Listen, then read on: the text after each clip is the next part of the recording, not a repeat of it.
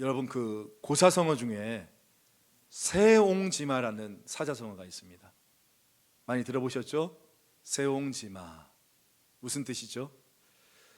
인생이라는 것은 워낙 변화무쌍한 것이어서 지금의 좋은 일이 언제 화가 돼서 돌아올지 모르고 또 지금의 나쁜 일이 언제 좋은 일이 되어서 돌아올지 모르니 그만큼 세상 일은 헤아리기 어렵다, 그런 의미 아닙니까? 그래서 우리가 흔히 인생사 세옹지마다 뭐 이런 말들 우리가 많이 사용을 합니다.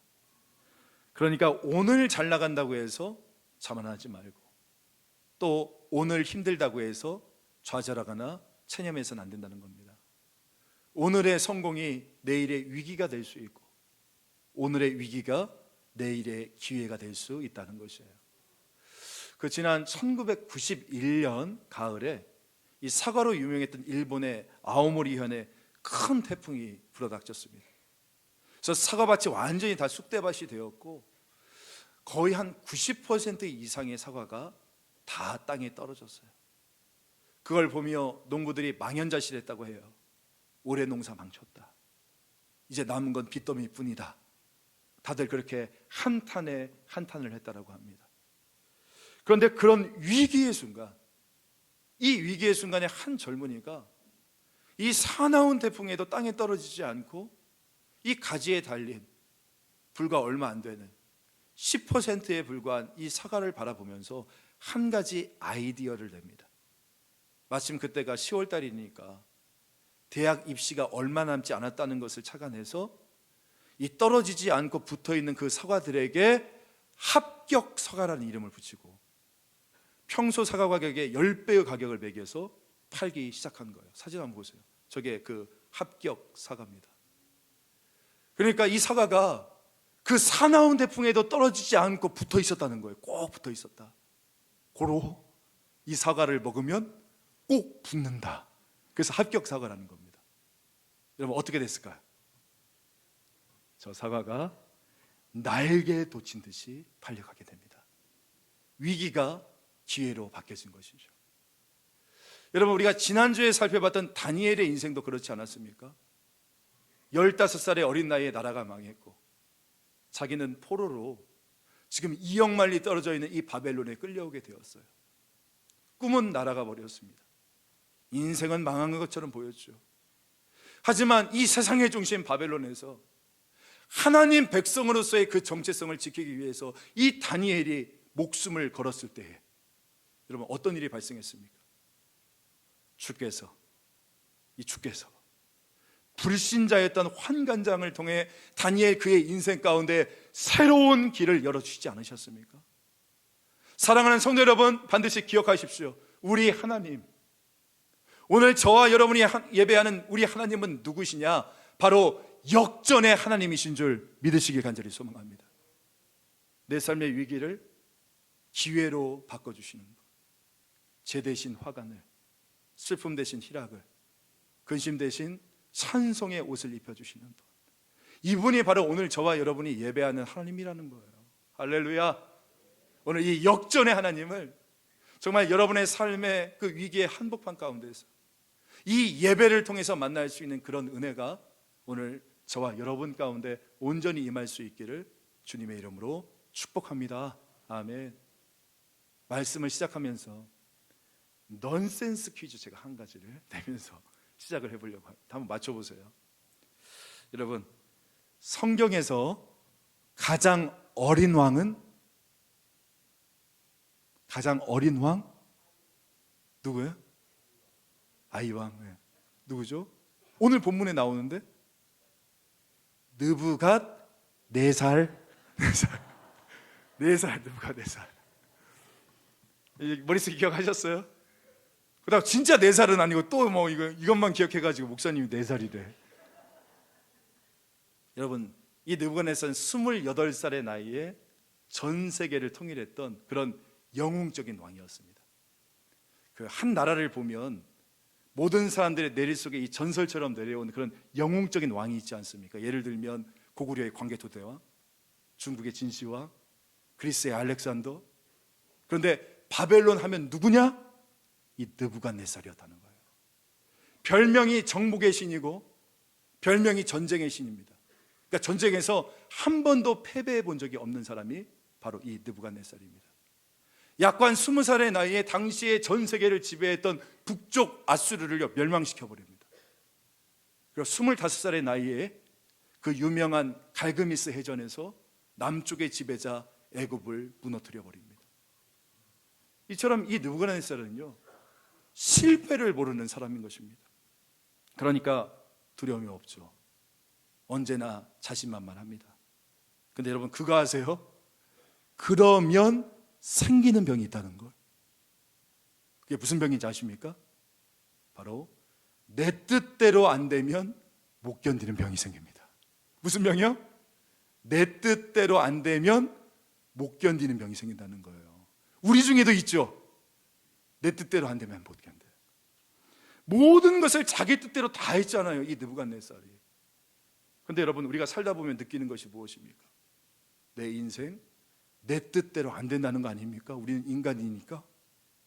근데 그런 것을 접하게 되면 못 견디는 것입니다. 그래서 여러분, 우리가 자녀들 키울 때도 애들의 모든 뜻 다 받아주면 안 됩니다. 여러분, 오냐 오냐 하면서 키운 아이 절대 인물 안 됩니다. 왜요? 그 오냐 오냐 하지 않는 상황을 견디지 못하기 때문에. 사실은 굉장히 약한 거죠. 한 방에 훅 가는 것입니다. 좋은 환경 아니면 견디지 못하니까. 그래서 여러분, 우리 신앙인들이 굉장히 중요해요. 이게 무슨 말이냐면, 여러분, 우리 신앙인들은 어떤 사람입니까? 내 뜻이 아니라 아버지 뜻대로 되는 것을 아는 사람들 아닙니까? 아니에요? 그래서 우리의 고백이 뭡니까? 주여, 내 뜻대로 마옵시고, 누구의 뜻대로요? 아버지 뜻대로 하옵소서. 우리는 알잖아요. 내 뜻대로 되면 우리가 망한다는 것을. 그죠? 그래서 주여, 내 뜻이 아니라 아버지 뜻대로 되어지기를 원합니다. 이게 바른 신앙의 자세, 우리의 모습이지 않겠습니까? 그런데 오늘 이 느부갓네살은 내 뜻대로 다 되었던 그런 인생이었거든요. 그러니까 내 뜻대로 안 되면 소위 미쳐버리는 거예요. 여러분, 이게 세상의 특징입니다. 공부를 맨날 전교에서 1등만 하던 애, 나는 결심하면 1등 할 수 있어. 진짜 되기만 하는 애거든요. 근데 그런 애가 2등 하면 자살하잖아요. 우리는 이해를 못하죠. 왜냐? 우리는 목숨 걸고 해도 2등도 못하는데. 지금 느부갓네살이 이런 거예요. 자기 뜻대로 한 번도 되지 않은 것이 없는 그런 절대 군주입니다. 그런데 어느 날 하나님이 그의 마음속에 번민을 툭 던져놨습니다. 1절 중반 한번 보세요. 느부갓네살이 꿈을 꾸고 그로 말미암아 마음이 번민하여 잠을 이루지 못한지라. 자기는 뭐든지 다 할 수 있다라고 생각을 했는데 하나님이 꿈 하나 툭 던져 놓으니까 정신을 차리지 못하는 것입니다. 사랑하는 성도 여러분, 꼭 기억하십시오. 오늘 첫 번째 포인트 한번 정리해 볼게요. 여러분, 내 뜻대로 안 되는 게 있습니다. 이거 꼭 기억하세요. 내 뜻대로 안 되는 게 있어요. 그리고 한 가지 더, 내 뜻대로 다 되는 것, 여러분, 그거 절대 복 아닙니다. 여러분 아시죠? 다윗도 이 느부갓네살 못지않게 절대 군주였지 않습니까? 그런데 보세요, 다윗의 뜻은 성전을 짓는 거예요. 그런데 하나님의 뜻은 성전을 짓지 말래요. 성전을 짓는 거 자기가 하고 싶은 거고 할 수 있는 거예요. 근데 다윗의 놀라운 점이 무엇인 줄 압니까? 다윗이 거기서 멈춥니다. 사뭇 다르죠. 느부갓네살의 길과 다윗의 길이 다르다는 거예요. 한번 여러분께 여쭤볼게요. 여러분, 오늘 우리는 누구의 길을 걸어야 되겠습니까? 느부갓네살입니까? 아니면 다윗의 길입니까? 언제나 내 뜻은 무너지고 오직 아버지의 뜻만 세울 수 있는 그런 믿음의 신실한 종들 되어지기를 주님의 이름으로 축복합니다. 여러분, 내 뜻대로 안 되는 것이 있어요. 그래야 하나님의 뜻이 이루어지기 때문입니다. 다시 한번 말씀드립니다. 내 뜻대로 안 되는 것이 있단 말이에요. 왜요? 그래야만이 하나님의 뜻이 내 인생에서 이루어지니까. 여러분, 내 뜻대로 안 되는 것들에 대해서 받아들이는 게 여러분의 믿음의 옥토가 되는 것입니다. 그것을 받아들이시고 내 뜻대로 안 되는 그 모든 일들 가운데서 하나님의 뜻을 구하며 나의 주장을 내려놓고 주님을 바라볼 수 있는 오늘 저와 여러분 되시기를 주님의 이름으로 축복합니다. 아멘. 이제 이 꿈으로 인해서 번민하게 된 느부갓네살. 여러분, 당시에 이 꿈이라는 것을 굉장히 중요시 여겼거든요. 여러분, 혹시 어제 꿈 꾸셨어요? 저는 꿈도 못 꾸고 잤어요. 여러분, 특히 이 왕이 꾸는 꿈 있지 않아요? 당시의 왕은 이 바벨론의 출신이었던 마르둑의 현연한 존재라고 여기기 때문에 이 왕이 꾸는 꿈은 보통 꿈이 아니다. 이거는 이 하늘이 나라의 운명을 계시해 주는 것이다, 이렇게 믿었거든요. 그러다 보니까 이 이상한 꿈 때문에 너무나 마음이 뒤숭숭했던 이 느부갓네살이 바울의 이 바벨론의 모든 두뇌 집단들, 그러니까 이 바벨론의 술사들을 호출하게 되어집니다. 그게 2절의 내용이에요. 2절 한번 읽어볼까요? 시작. 왕이 그의 꿈을 자기에게 알려주도록 박수와 술객과 점쟁이와 갈대아 술사를 부르라 말하매 그들이 들어가서 왕의 앞에 선지라. 여러분, 지금 이 사람들은 우리가 그냥 생각하는 무슨 점쟁이 아니면 뭐 밖에 보면 보살, 무슨 장군, 이런 사람들 아닙니다. 그런 박수무당들 아니에요. 이 사람들은 전체 하늘과 별과 달을 읽을 수 있는, 요즘으로 따지면 천문학자들입니다. 과학자들이에요. 그리고 또한 역사와 또한 철학과 법률과 인문학에 능통했던 그런 학자들입니다. 쉽게 말하면 바벨론 최고의 지식층이었다는 거예요. 그러니까 이 사람들을 부른 겁니다. 그리고 3절에 보니까 같이 보실래요? 왕이 그들에게 이르되 내가 꿈을 꾸고 그 꿈을 알고자 하여. 여기서 알고자 하여가 이 원문에 보면 해석하길 원하여라고 나와요. 그러니까 이 꿈이 무슨 꿈이냐라고 묻는 것입니다. 그러니까 여러분, 이 구절을 문맥적으로 보면 지금 느부갓네살이요, 자기가 꾼 꿈을 하나도 기억하지 못하는 건 아니에요. 머릿속에 그 꿈이 어렴풋이 기억이 나는데 내가 그 꿈을 해석하진 못하겠다는 것입니다. 그러면서 이 술사들, 바벨론 최고의 엘리트들에게 이렇게 말을 합니다. 내가 꾼 꿈과 그 해석을 맞춰라. 그러니까 내가 꾼 꿈이 무슨 꿈을 꿨는지도 맞추고 그 꿈을 해석을 해라. 여러분, 이게 무슨 말이 안 되는 이야기입니까? 꿈을 말해주면서 해석을 하라고 해야지, 꿈도 말해주지 않으면서 해석을 하라? 이거 기절초풍할 일이죠. 자, 그렇다면 왜 느부갓네살이 이렇게 했을까? 이미 아는 겁니다. 아는 거예요. 여러분, 이 느부갓네살도 산전수전 겪은 왕이지 않습니까? 아마 자기가 꿈에 대해서 이야기를 해주면 이 똑똑한 것들이 거기에 맞춰서 내가 듣기 원하는 달콤한 말을 맞춰서 해줄 게 분명하다, 이걸 안 거예요. 그래서 첫 번째 테스트, 내가 무슨 꿈을 꿨고 내가 그 꿈이 무엇인지 해석해봐라. 마치 시험관이 시험 출제하면서 이 수험생에게 이보게, 내가 무슨 문제 출제할지 말해보고 그 정답도 이야기해보게. 지금 그런 상황이 펼쳐지게 되어진 거예요. 자, 그런데 이 술사들이 여기서 물러날 사람들이 아니죠. 물러나면 죽으니까. 그래서 4절 말씀 같이 한번 읽겠습니다. 시작. 갈대아 술사들이 아람말로 왕에게 말하되 왕이여 만수무강하옵소서. 왕께서 그 꿈을 종들에게 이루시면 우리가 해석하여 드리겠나이다 하는지라. 여러분, 4절 말씀을 그냥 읽어서는 안 됩니다. 지금 이것은요, 술사들과 왕 사이에 가시돋은 설전이 오가고 있는 겁니다. 아니, 꿈을 알려주면서 해석을 하라고 해야지, 막 지금 이런 거예요. 만수무강하옵소서, 이게 무슨 뜻이냐면, 아니 왕이여, 이 좋은 아침에 지금 무슨 일입니까? 우리 좋게 합시다, 그냥.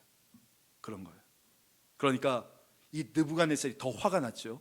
5절 말씀, 왕이 갈대아인들에게 대답하여 이르되 내가 명령을 내려나니 너희가 만일 꿈과 그 해석을 내게 알게 하지 아니하면 너희 몸을 쪼갤 것이며. 여러분, 이것은 바벨론에 흔히 있던 형벌입니다. 왕명을 거역하는 자를 능지처참 찢어 죽이겠다는 거예요. 그러면서 너희의 집을 거름더미로 만들 것이다. 무슨 말이죠? 너뿐만 아니라 우리나라로 치면 삼족을 멸할 것이다. 지금 그 이야기를 하는 겁니다. 그러자 이 술사들이 또 한 번 반격합니다. 그게 10절에 나오는 말씀인데 여러분의 성경을 보시면서 들어보세요. 이런 이야기를 하는 거예요. 아니 왕이여, 여태까지 이런 것들, 이런 무리한 요구를 하는 왕은 여태까지 아무도 없었습니다. 선왕도 그러지 않았는데 왕이 왜 이런 무리한 요구를 하는 겁니까? 그러면서 11절에 뭐라고 이야기하냐면, 왕이요, 왕이 아직 어려서 잘 몰라서 지금 일어난 건데 이것은 바벨론의 신이 와도 풀지 못하는 문제입니다 라고 얘기를 하는 거예요. 그러자 12절에 보면 왕의 분노가 극에 달았음을 우리에게 보여줍니다. 12절 같이 읽겠습니다. 저와 같이 시작. 왕이 이로 말미암아 진노하고 통분하여 바벨론의 모든 지혜자들을 다 죽이라 명령하니라. 드디어 사단이 난 거예요. 지금 왕 앞에서 말대답했던 이 사람들, 사실 이 사람들만 죽이면 되잖아요. 근데 왕이 너무나 화가 나서 바벨론에 있는 모든 지혜자들, 그 사람들까지 다 내가 멸하겠다라고 얘기를 하는 겁니다. 피비린내 나는 피의 숙청이 시작되어진 겁니다. 지금 바벨론 왕궁에 위기가 찾아오게 되어지는 거예요. 자, 그런데 여기서 여러분, 이 역사적인 흐름에서 우리가 한 가지 인사이트를 얻을 수 있는데, 지금 이 이야기를 여러분 다니엘의 입장에서 한번 바라봅시다. 이 사건을 다니엘의 관점에서 바라봅시다. 여러분, 다니엘이 누구죠? 다니엘은 포로 출신입니다. 그러니까 굉장히 낮은 계급이에요. 그래서 원래 이 바벨론에 살고 있는 사람들과 동일하게 경쟁해서는 절대로 높은 고위직에 올라갈 수 있어요, 없어요? 없어요. 절대 등용되지 못하고, 등용된다 할지라도 텃세나 인종차별을 뚫고 왕 다음에 가는 총리의 자리에 갈 수가 없어요. 여러분, 갈 수가 없는 것입니다. 안 그렇겠어요? 지금 바벨론이 무슨 무명의 변방국가도 아니고 당시 세계 제1의 국가, 가장 큰 국가인데 어떻게 포로 출신이 탁월한 지혜를 가지고 있다 한들 왕 다음에 2인자의 자리까지 올라갈 수 있겠습니까?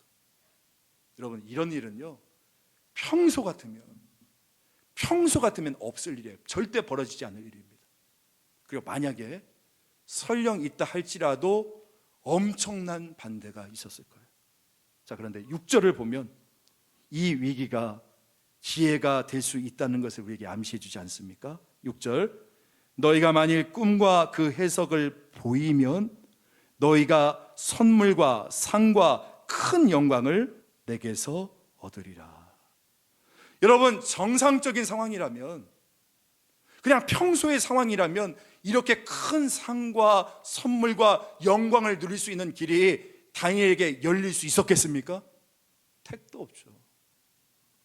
그런데 지금 이 위기 때문에, 이 왕궁에 불어닥친 이 피바람 나는 이 위기 때문에, 이 엄청난 위기만큼의 커다란 이 기회의 길이 누구에게요? 바로 하나님의 사람 다니엘에게 열리게 되었다는 것이에요. 할렐루야! 이게 놀라운 역사입니다. 여러분 기억하십시오. 위기가 기회가 되었다는 것이에요. 여러분, 우리는 이렇게 말하잖아요. 길이 안 보인다고. 요즘 같은 불경기 가운데 많은 분들이 이야기합니다. 나라의 경제가 어렵고 상황이 어렵고 길이 보이지 않습니다.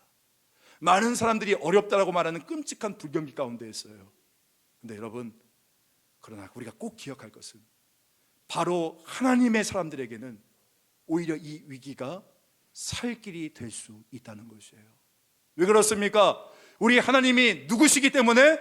우리 하나님은 바로 길을 만드시는 하나님이시기 때문인 겁니다. 여러분, 우리 하나님이 길을 만드시는 하나님이라는 것을 믿으십니까?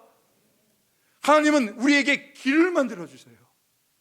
없는 길을 열어주시고 우리가 보지 못했던 새로운 길을 열어주시는 분이 바로 우리 하나님이신 줄 믿으실 수 있길 간절히 소망합니다. 예전에 어렸을 때 아버지하고 오목을 두면 저는 아무리 봐도 이게 안 도와지는데 아버지는 캬 웃으면서 저에게 탁 오목 탁탁 두는 거예요. 그러면서 야, 이게 왜 나의 눈엔 보이지 않는데 아버지에게는 보일까? 아버지는 저보다 오목을 더 잘 두시는 분이거든요. 그러니까 제가 보지 못하는 길을 보시는 거예요. 여러분, 우리의 하나님은요, 전능하신 하나님이세요. 모든 것을 주권 가운데 역사하신 하나님이세요. 우리가 보는 길과 하나님이 보는 길은 다르다는 거예요. 우리는 위기 속에서 낙심의 길을 보고 절망의 길을 보지만 우리 하나님께서는 위기 속에서도 우리에게 새로운 길을 열어주시는 하나님이신 줄 믿으실 수 있기를 간절히 소망합니다. 지금은 가능성 제로예요. 아예 길도 없고 법도 없고 다 막혀져 있어요. 일감도 끊어졌고 직장은 안 구해지고 몸은 아프고 자녀는 엇나가고 그리고 관계는 깨지고. 하지만 여러분, 우리 하나님은 못하시는 것이 없으신 분이신 줄 믿으실 수 있기를 원합니다. 우리 하나님은 웨이메이커, 길을 만드시는 하나님이잖아요. 이 역전의 하나님을 경험할 수 있는 귀한 은혜가 오늘 저와 여러분 가운데 임하기를 간절히 축복합니다. 따라서 저는 우리 성도분들이 삶 속에 닥쳐오는 이 위기에 대한 관점을 좀 바꿨으면 좋겠어요. 여러분, 내 삶에 위기가 닥쳐왔다라고 하면 내가 이제까지 안 보이던 새로운 길이 열리게 될 것임을 믿으실 수 있기를 간절히 소망합니다. 큰 홍수가 났어. 아마 이 큰 홍수가 나서 오히려 막혀진 것이 새롭게 뚫리지 않을까? 오히려 이 홍수 때문에 새로운 질서가 생겨나는 거 아닙니까? 여러분, 위기 두려워하지 마세요. 위기는요, 궁극적으로 내 편일 가능성이 큽니다. 여러분, 위기는 변장된 축복입니다. 위기가 끝이 아니라 기회라는 것을 믿을 수 있는 저와 여러분 되시기를 간절히 소망합니다. 저는 지금도 이 마음속에 조금 답답한 것이 뭐냐면, 이 땅을 살아가는 우리 많은 젊은이들, 우리 청년들이 세상을 바라볼 때 너무 결정론적으로 생각한다는 거예요. 사회에서 5포 세대, 7포 세대, 9포 세대 이런 이야기만 하다 보니까 그냥 늘 하는 이야기가 뭡니까? 나는 뭐 흙수저로 태어났다, 금수저 넣어 이렇다. 여러분, 이거 굉장히 믿음 없는 표현이라는 거 여러분 아시죠? 여러분, 그런 결정이 어디 있어요, 세상에. 하나님이 우리와 함께 하시면 다 뒤집어지는 것이지. 믿으십니까? 우리 전도서 9장 11절 말씀이 있습니다. 저와 같이 한번 읽어볼게요. 시작. 내가 다시 해 아래서 보니 빠른 경주자들이라고 선착하는 것이 아니며 용사들이라고 전쟁에 승리하는 것이 아니며 지혜자들이라고 음식물을 얻는 것도 아니며 명철자들이라고 재물을 얻는 것도 아니며 지식인들이라고 은총을 입는 것도 아니니, 여기가 중요합니다. 이는 시기와 기회는 그들 모두에게 임함이니라. 달리기 잘한다고 먼저 선착하는 게 아니래요. 저 사람은 100m 10초에 뛰고 나는 15초에 뛰어. 그런다고 그 사람이 먼저 도착하는 게 아니래요. 용사라고 해서 전쟁에서 반드시 이기는 게 아니래요. 힘센 자라고 해서 반드시 승리하는 게 아니래요. 지혜자라고, 머리 잘 돌아간다고, 지식인이라도 먼저 성취하는 것이 아니라고 이야기하지 않습니까? 그러면서 뭐라고 이야기합니까? 이는 시기와 기회는 그들 모두에게 임한다. 이게 무슨 말이냐면 하나님이 그 시기와 기회를 주신다는 거예요. 하나님이. 여러분, 지금 어떤 상황 가운데 계십니까? 직장에서 막 밑에서 치고 올라옵니까? 그래서 내가 설 자리가 없으십니까? 일감이 끊겼습니까? 기대했던 결과만큼 나타나지 않습니까? 실패인 것 같나요? 근데 여러분, 우리 주님께서 저와 여러분에게 이렇게 말씀하십니다. 이사야 43장 19절 말씀 저와 같이 읽겠습니다. 시작. 보라, 내가 새 일을 행하리니 이제 나타낼 것이라. 너희가 그것을 알지 못하겠느냐? 반드시 내가 광야의 길을, 사막의 강을 내리니. 광야의 길을, 사막의 강을 터뜨리신 그 하나님, 그 하나님이 오늘 저와 여러분의 주권을 꽉 붙잡고 있다는 것을 믿으시고, 여러분 그 주님을 바라볼 수 있는, 그래서 위기에 대한 관점이 완전히 바뀌는 오늘 저와 여러분 되어지기를 간절히 소망합니다. 자, 그렇다면 마지막 질문이에요. 제가 위기가 기회다라고 이렇게 열변을 토했는데, 여러분, 그렇다면 위기가 모든 사람들에게 다 기회입니까? 그럼 내가 지금 위기라고 그 위기가 모든 사람들에게 다 기회가 되는 겁니까? 그렇지 않죠. 어떻게 위기가 모두에게 다 기회가 되겠습니까? 여러분 기억하세요. 오직 다니엘과 같은 사람에게만 기회가 됩니다. 누구에게만요? 다니엘과 같은 사람. 자, 그렇다면 다니엘과 같은 사람이 도대체 누구냐? 계속해서 본문을 보면 이제 왕의 명령에 따라 이 바벨론 왕궁에 피비린내나는 그 피바람이 일어나게 되어집니다. 13절 말씀. 왕이 명령을 내림에 지혜자들은 죽게 되었고 다니엘과 그의 친구들도 죽이려고 찾았더라.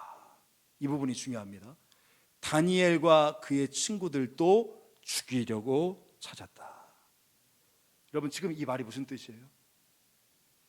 다른 술사들과 마찬가지로 다니엘도 지금 이 위기를 피할 수가 없었다는 말 아닙니까? 여러분 우리가 아무리 예수를 잘 믿어도 문제가 찾아옵니다. 위기를 피할 수 없습니다. 지금 다니엘도 지금 다른 이들과 마찬가지로 문제가 찾아왔다는 거 아닙니까? 여러분 이게 우리의 인생인 거예요. 우리가 아무리 예수 잘 믿어도 우리의 인생 가운데 위기가 찾아오게 되어지는 것입니다. 그런데 잘 들으세요.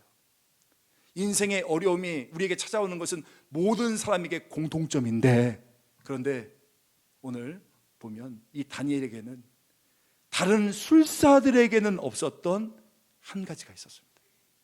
한 가지가 있었어요. 그게 뭐냐? 그것은 바로 위기가 닥칠 때에 내가 의지할 수 있는 주님이 계셨다는 거예요. 내가 의지할 수 있는 주님이 계셨다는 겁니다. 그래서 다니엘은 오늘 어떻게 합니까? 바로 기도의 자리로 나아가지 않습니까? 우리 17절과 18절 말씀 같이 한번 읽어볼까요? 시작.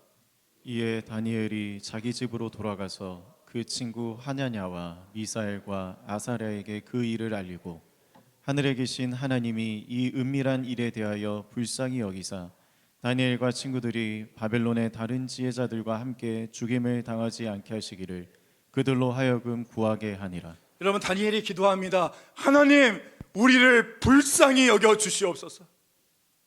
여기서 불쌍히 여겨라는 말이 헬라어로 스프랑크 니조마이라는 단어인데 신약 성경에 15번이나 쓰이는 단어입니다. 하나님 우리를 불쌍히 여겨 주옵소서. 다른 말로 하면 하나님 나를 살려 주옵소서라고 이야기하는 거예요. 여러분 한숨 쉬고 걱정만 하는 거 그거 기도 아니에요.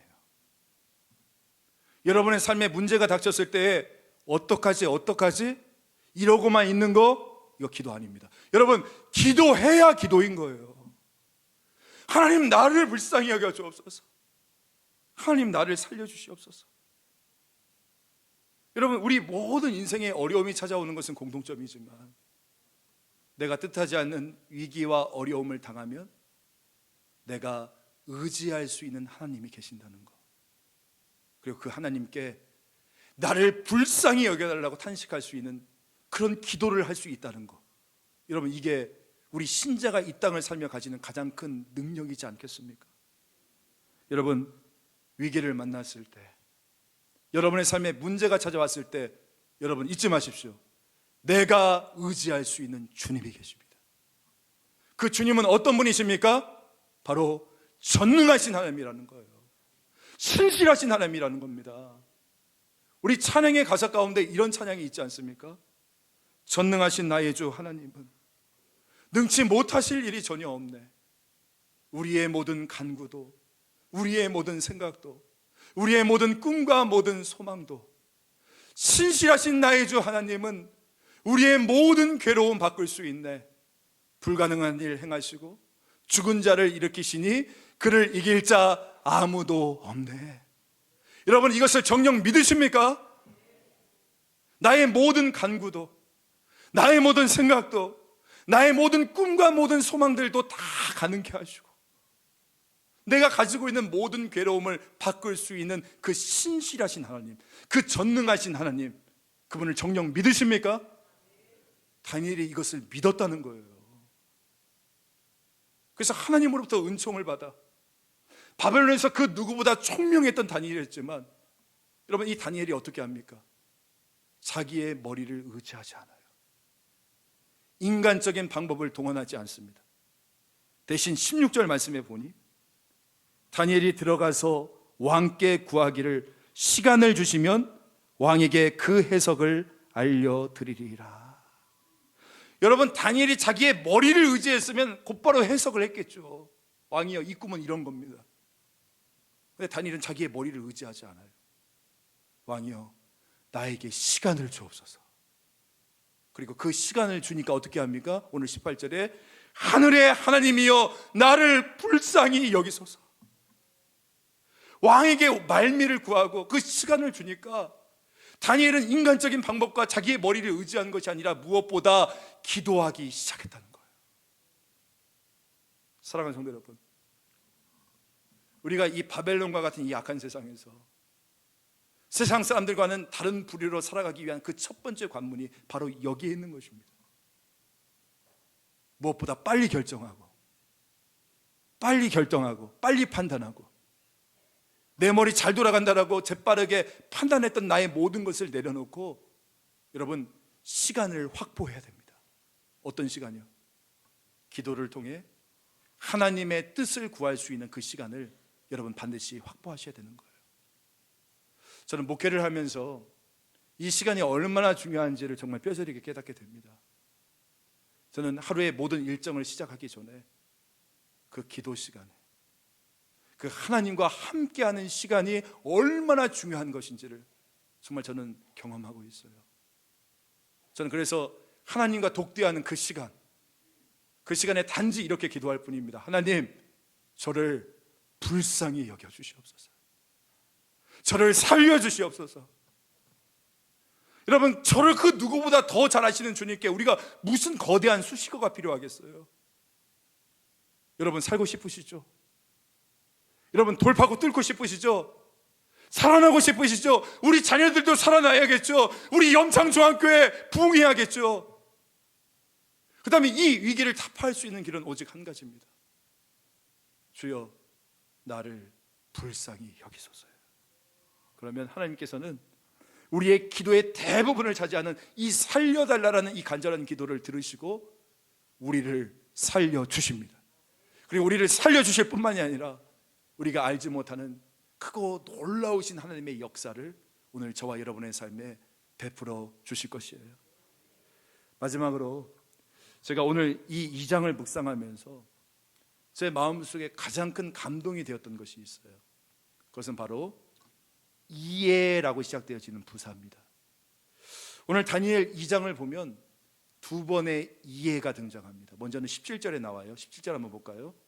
이에 다니엘이 자기 집으로 들어가고. 지금 위기의 순간이 옵니다. 군인들이 이 다니엘과 세 친구를 잡아 죽이려고 합니다. 이 위기의 순간에 이에 다니엘이, 여러분, 이 이에 다니엘의 이에 담겨져 있는 뜻이 무엇입니까?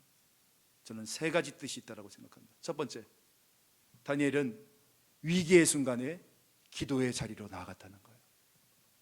둘째, 다니엘은 위기의 순간에 기도의 동역자들에게 나아갔다는 거예요. 세 번째, 다니엘은 위기의 순간에 하나님 앞으로 나아갔다는 거예요. 이게 다니엘의 이해입니다. 그러자 이 이해라는 부사가 또 한 번 등장합니다. 어디에 등장하냐면 19절 말씀에 등장합니다. 이에 이 은밀한 것이 밤의 환상으로 다니엘에게 나타나 보임에 다니엘이 하늘에 계신 하나님을 찬송하니라. 여러분, 놀랍지 않아요? 위기의 순간에 다니엘이 이에 하나님 앞에, 하나님 나를 불쌍히 여겨달라고 기도를 하니까 하나님이 이에 거기에 답을 해주시는 거예요. 여러분, 이게 우리의 소망인 겁니다. 우리가 하나님께 부르짖을 때 하나님의 이해가 역사하는 거예요. 여러분, 하나님의 이해에는 세 가지의 뜻이 있습니다. 첫 번째, 가장 적절한 때를 의미합니다. 두 번째, 가장 적절한 방법을 말합니다. 마지막 세 번째, 가장 적절한 축복을 의미하는 거예요.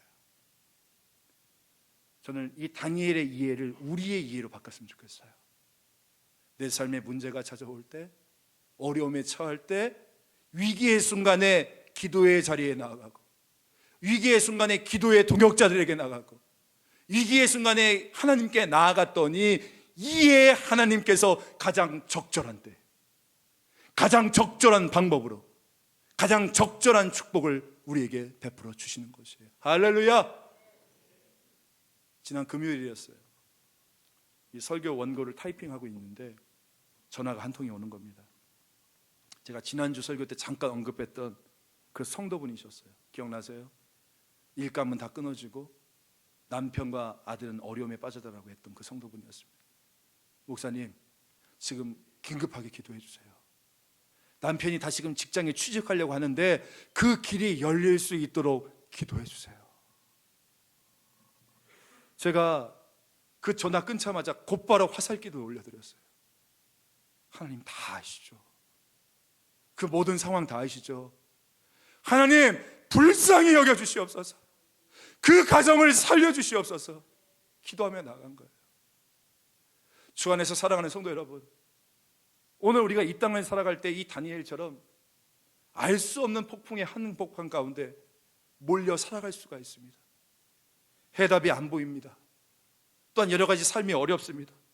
정면 승부해야 됩니다. 하지만 여러분 잊지 마세요. 우리의 길이 막혀져 있지 않다는 것을 기억하십시오. 왜요? 사방길은 막혔지만 우리에게 하늘의 길은 뚫려 있는 것입니다.